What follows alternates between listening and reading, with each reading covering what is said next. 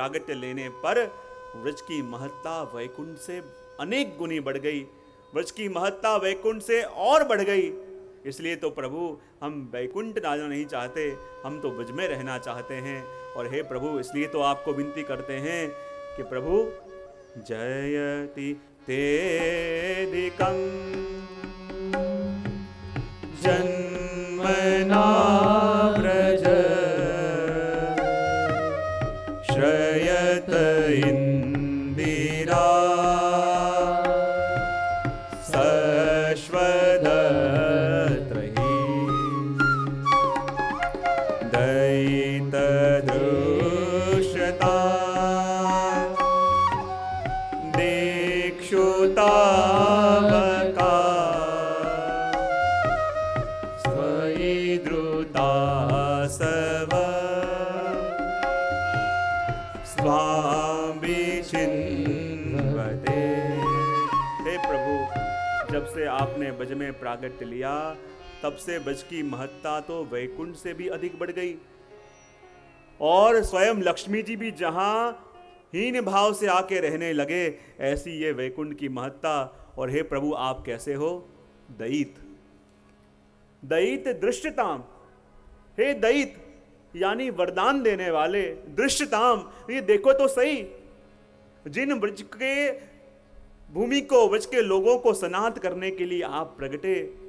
और प्रभु, सब पे आपकी दृष्टि पड़ती है, क्या हम पे प्रभु आपकी दृष्टि नहीं पड़ रही?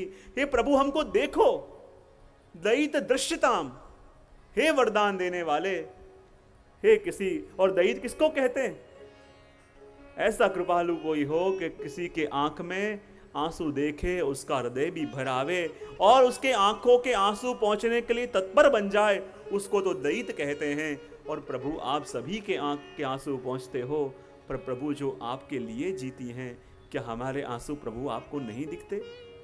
और प्रभु, हम क्या चाहती हैं? हम प्रभु आपसे कुछ नहीं चाहती प्रभु, हम तो आपको चाहती हैं। हे प्रभु, कृपा करो, दर्शन दो। गोपियां कहने लगती हैं, क्या प्रभु ऐसे निष्ठुर हो गए?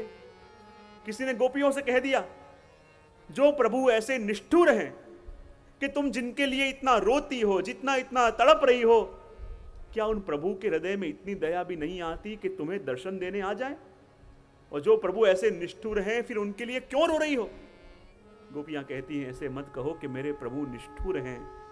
अरे, मुझे तो लगता है कि जब प्रभु के वियोग में हम भटक रही हैं, प्रभु के वियोग में हम रो रही हैं, तो हमारे आंसू प्रभु कभी सहन नहीं कर सकते।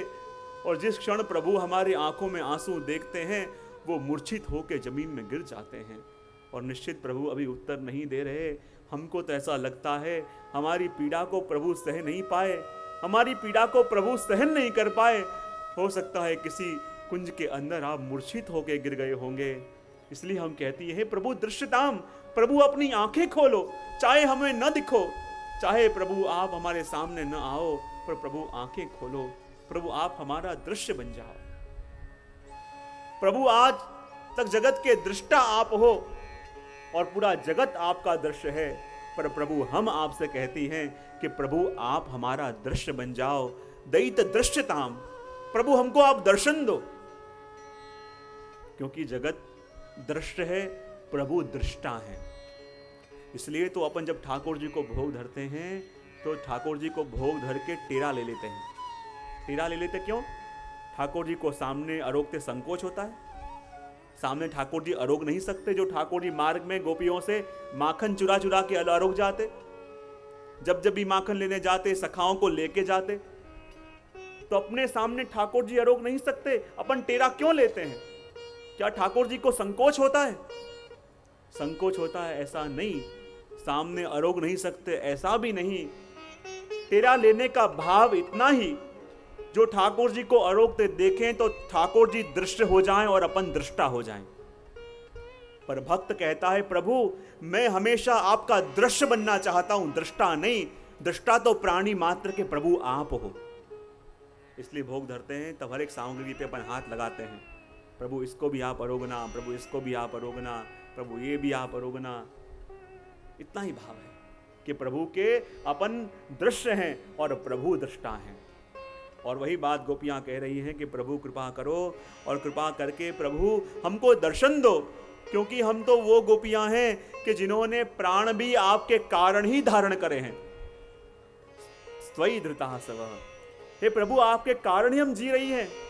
प्रभु ने कहा इतना ताप तुमको होता तो तुम्हारे प्राण शरीर में टिकते ही नहीं। गोपियां कहती हैं प्रभु हमारे प्राण तो जिस क्षण आप हमको छोड़ के पधारे उसी क्षण निकल जाते, लेकिन प्राणों को संभाल के हमने इसलिए रखा है कहीं आपके वियोग में भटकते भटकते हमारे प्राण निकल जाएं और हमारा देह छूट जाए। और जब प्रभु ये बात का समाचार आपको मिले तो प्रभु आपको कितनी पीड़ा होगी, और यदि प्रभु आपको पीड़ा हो तो पीड़ा हम सह नहीं पाएंगी। ये विचार करके जो प्राण तो कब के निकल जाना चाहते थे, उन प्राणों को हमने अपने देह में संभाल के इसलिए रखा है कि प्रभु आपको पीड़ा न हो, प्रभु आप पे कोई उंगली न उठाए कि वही भगवान है कि जिनके लिए गोपियां तड़पती रही, वन मन में भटकती रही, लेकिन प्रभु ने उनको दर्शन न दिए और उसी के वियोग में इन्होंने अपने प्राणों को छोड़ दिया। ये वही गोपियां हैं, ये वही प्रभु हैं। ऐसा कोई आक्षेप न करे, ऐसा कोई इल्जाम न लगावे। इसलिए तो प्रभु हम आपको ये दोष नहीं देना चाहती, इसलिए विनती करती हैं कि हे प्रभु आप हमारे जीवन में पधारो, हमारे घर में पधारो। जैसे ब्रज में ठाकुर जी प्रगटे और ब्रज के अंदर लक्ष्मी जी भी दास भाव से आके बसने लगी, तो वैसे ही जिस घर में ठाकुर जी प्रगटे यानी जिस घर में ठाकुर जी पधरावे अपन, वो घर भी व्रज बन जाता है।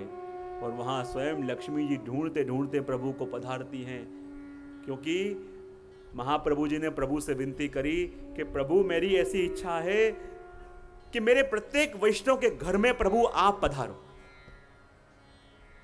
और ठाकुर जी ने प्रण लिया कि मेरा तो प्रण है कि ब्रज को छोड़ के मैं कहीं जाऊंगा नहीं।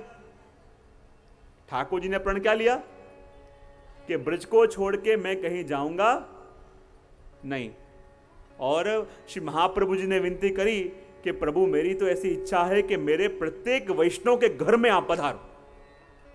ठाकुर जी विचार करने लगे, वल्लभ आपने ऐसा कहा, आपकी ऐसी विनती है कि आपके प्रत्येक वैष्णव के घर में मैं पधारूं, और मेरा ये संकल्प है, मेरा ये मनोरथ है कि व्रज को मैं छोड़ के कहीं जाऊं नहीं, तो अपना संकल्प तोड़ नहीं सकता। वल्लभ आपकी विनती को मैं अनादर कर नहीं सकता, तो ऐसा क्या करूं कि आपकी बात भी रह जाए और मेरी बात भी रह जाए। वल्लभ ने कहा मेरे पास एक उपाय है। ठाकुर जी ने कहा क्या?